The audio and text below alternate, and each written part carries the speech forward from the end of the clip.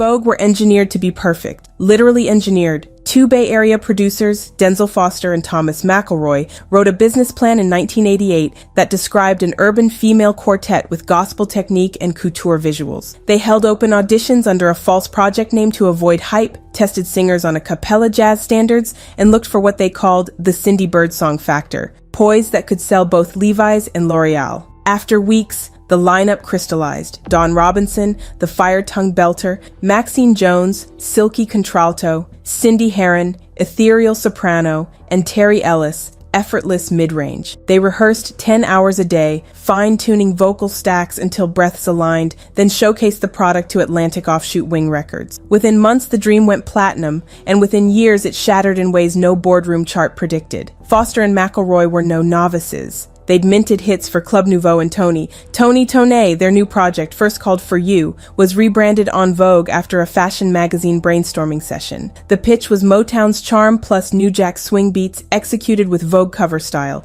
Atlantic fronted a mid-six-figure budget. In return, Foster and McElroy retained publishing, production fees, and crucially the trademark On Vogue LLC, a clause that would echo in court dockets decades later. Born to Sing dropped April 1990. Lead single Hold On opened with an a cappella gospel intro of Who's Loving You, then snapped into a hip-hop break so seamless that radio DJs thought it was 2 tracks. The song rocketed to #1, 2-pop #1 R&B. 2 years later, Funky Divas detonated bigger. My Lovin', You're Never Gonna Get It, Free Your Mind, and Giving Him Something He Can Feel pushed the album past 8 million worldwide. They outsold Whitney that year, outsang everyone on MTV Unplugged, and raked Grammy nominations like Autumn Leaves. But while magazines praised female empowerment, the women's paychecks told another story. Advanced recoupments, production cross-collateralization, and a royalty rate that left roughly 5 cents per unit to be divided 4 ways after deductions.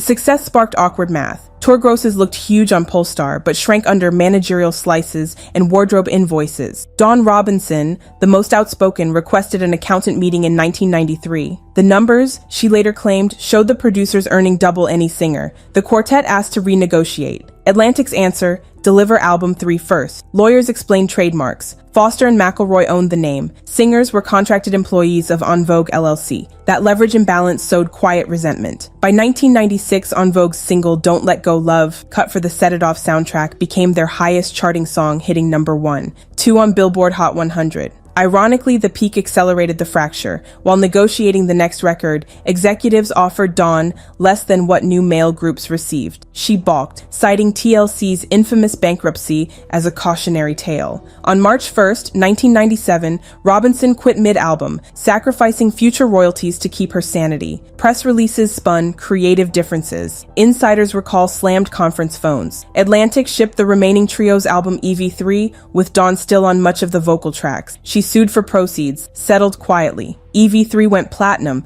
but critical buzz dimmed. The perfect 4-part chord was missing its top note. Labels proposed slotting new members, first Amanda Cole, later Rona Bennett from The Jamie Foxx Show. Fans shrugged, ticket sales dipped, internal trust evaporated. When the group recorded Riddle, 2000, Cindy and Terry reportedly replaced Maxine's lines in post-production to match TV schedules. Maxine, juggling newborns and mounting frustration, filed grievances about travel stipends. Foster and McElroy reminded her of Clause 17. Failure to perform could cede her share of the trademark. Maxine showed up but later called those months indentured artistry. In 2001, on the eve of a European tour, Maxine asked for maternity leave. Management demanded she hire a nanny on the road instead. She refused, citing slave-style expectations, and quit. Herron and Ellis doubled down, taking on new hires and corporate gigs that paid handsomely abroad but drew tepid U.S. press. Fans now joked On Vogue was 2 originals and a temp. The Billboard era that once worshipped harmonies shifted to teen pop and then to Destiny's Child, ironically a trio modeled partly on Vogue's sleek ferocity. The mid-2000s nostalgia wave offered salvation. Dawn,